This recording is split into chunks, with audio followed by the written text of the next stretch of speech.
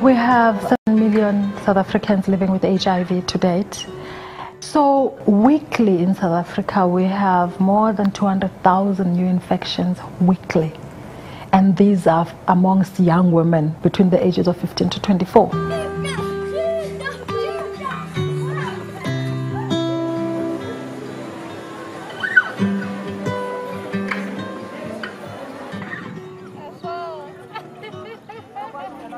People don't speak about HIV and AIDS because there's still a stigma attached. A lot of people still view it as it's evidence of you doing something that you're not supposed to do.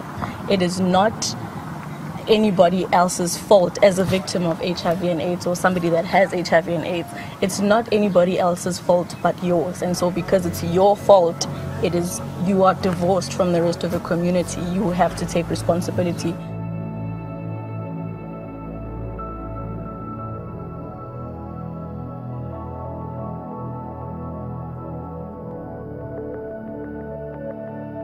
When a young woman engages in transactional sex, the intention is to get money or a cell phone or new hair or a lifestyle that the parents cannot afford.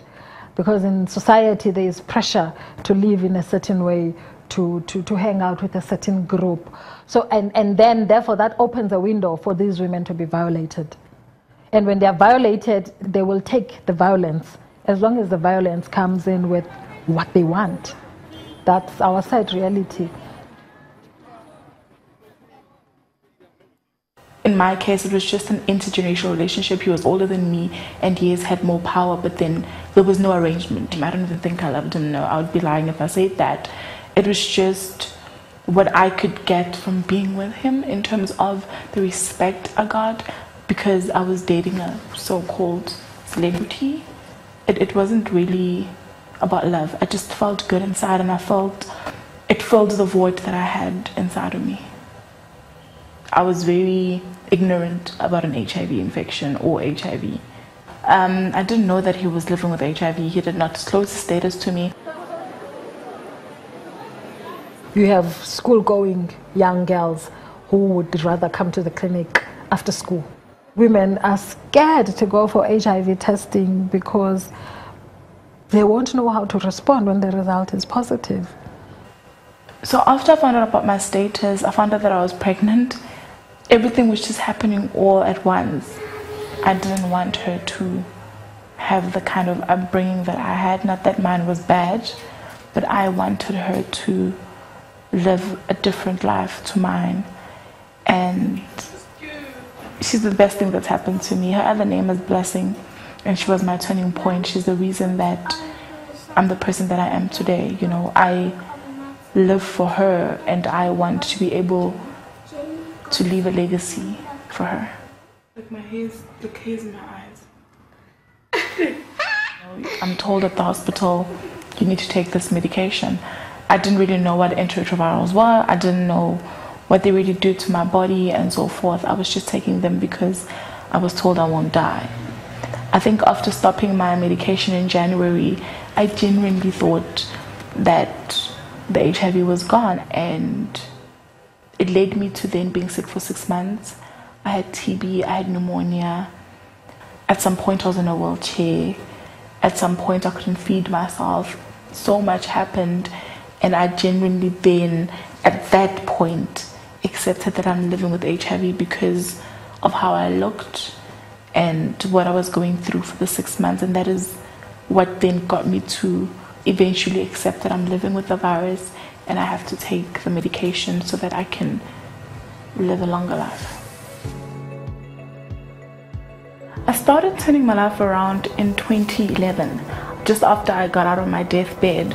What happened was I joined a support group of young people living with HIV. And because of the different stories and experiences that I was hearing from them, I got motivation to continue with life, because of course I had given up and thought I'm the only one living with HIV, so my life is over. The doctor asked myself and a colleague to go to a place called Limpopo to go teach young kids about HIV. But I feel it defeats the purpose for me to teach about something I'm living with without sharing my personal story. I don't know how to do it or how to even phrase it, but I'm going to tell them that I'm living with the virus. And I then felt there was a need for me to continue doing what I'm doing. At first, it was just about telling my story. I didn't know what advocacy was. I didn't know what activism was. I didn't know that there were policies. I didn't know anything. I just wanted to tell my story. I wanted people to know that HIV positive or not, you can still continue with life. That was my initial idea.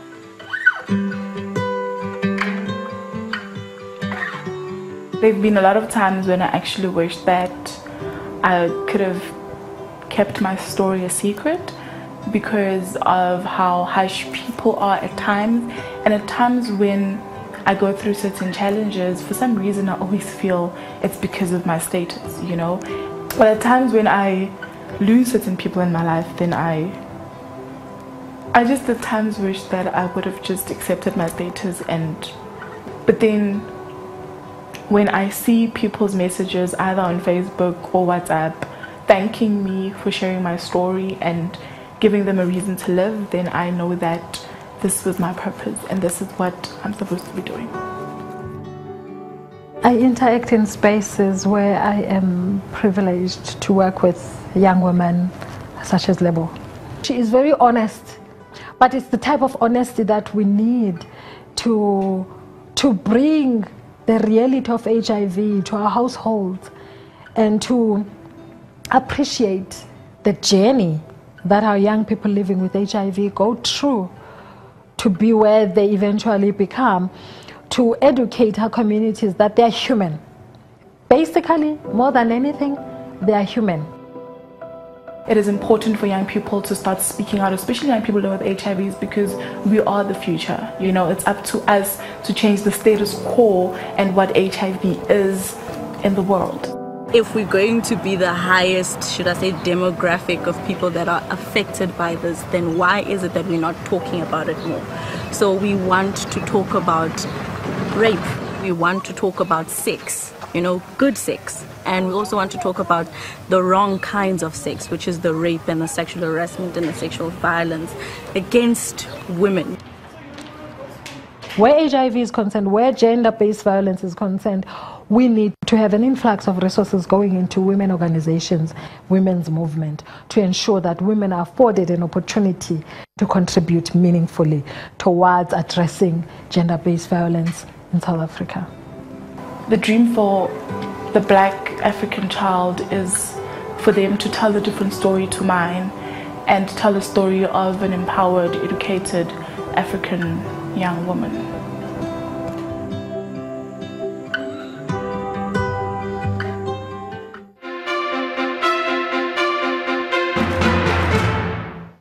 And that's all for this edition of 21st Century. Thank you for joining us in sharing the world's stories. You can also watch this on YouTube at youtube.com/channelsweb. Find me on Twitter at Victoria Ido, or if you have any comments, you can send it to our email. It's at 21stcentury@channelstv.com. I'm Victoria Ido. We'll see you next time.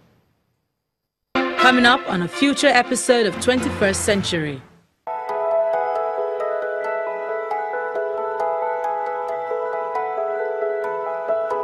Most of our kids are refugees. They didn't choose it. They didn't choose this life. They didn't choose to come somewhere else. They didn't choose to come to America, to Rochester.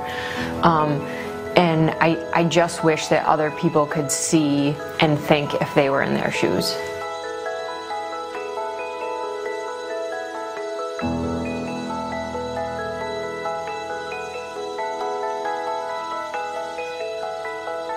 We're all from different culture, we all have different, nationality, but we're the same, It doesn't matter where you came from, what language you speak, what color you are, you're a human being. You gotta show respect and be respectful for whoever you are, and you gotta respect others.